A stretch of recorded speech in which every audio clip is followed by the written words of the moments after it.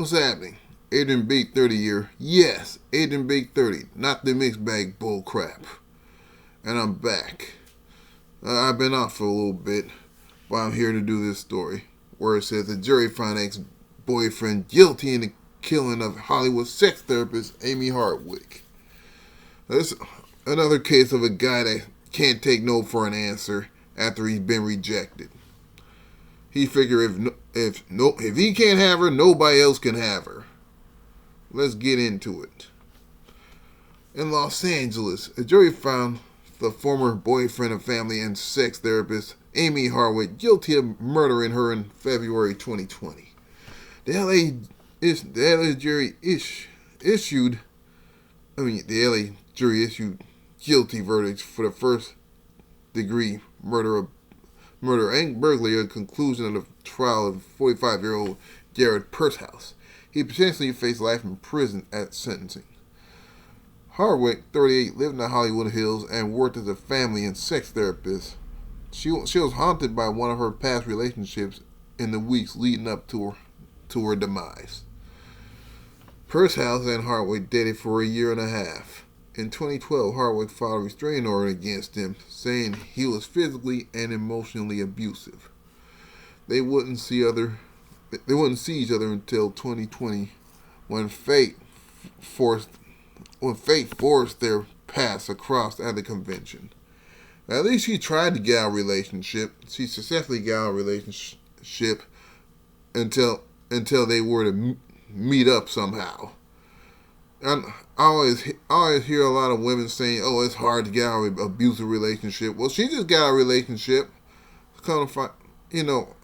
She just got out of a relationship, and I guess a few years later they happen to meet up again.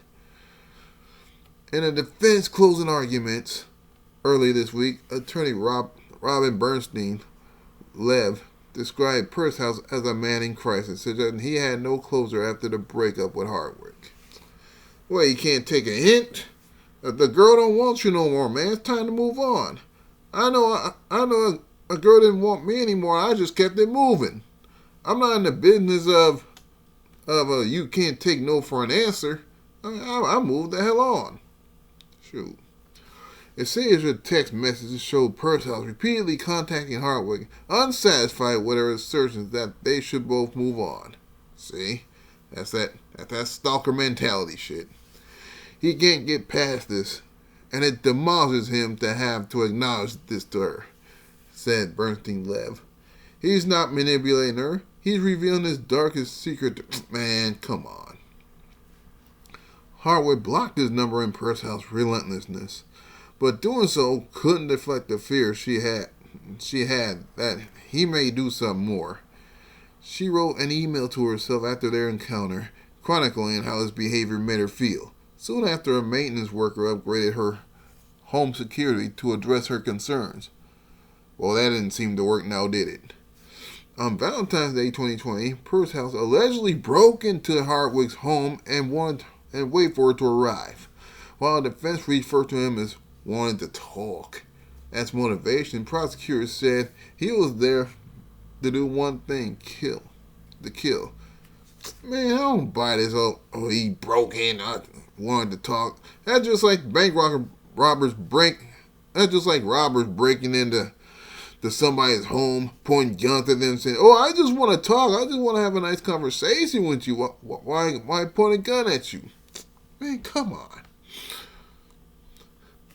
District Deputy Attorney Victor Avila showed surveillance video photos and quoted testimony in his assertion that Pershouse attacked Harwick, strangled her, then threw her over the third-story balcony. The defense argued Harwick could have fallen off the balcony in an attempt to escape. Escape from what? Who was chasing him? Come on, man. What kind of defense attorney is this? It is unclear whether Harwick was conscious during the final fall. Well, I'm guessing she wasn't conscious. She was strangling. She was strangling. She couldn't fight him off under her own power. On a balcony, the investigator found a lethal dose of nicotine in a syringe. That does not just happen out of nowhere, said Avila. That does not land on his lap. He has to go get that. He has to go obtain that. Who talks like that as a lawyer? It's a poison that if you inject it into someone, it may not be detected unless they're looking for it. The defense argued Pursehouse never intended to use the nicotine against Harwick, alluding to his mental instability and suggest he was suicidal. Stop the cap.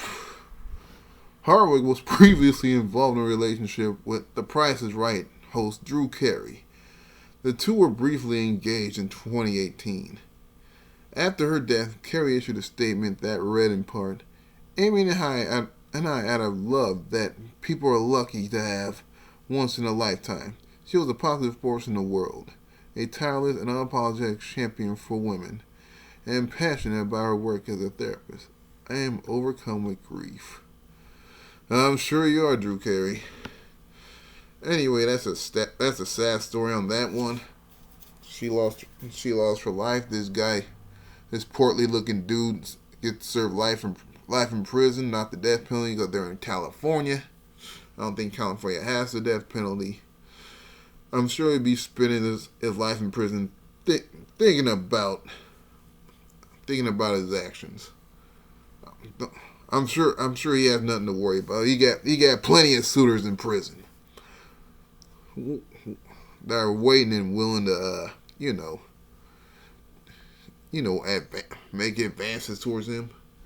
Anyway, if you liked the video, please put the like, share, and subscribe, and leave a comment. Please leave a comment. Tell me what you think. I'm out of here.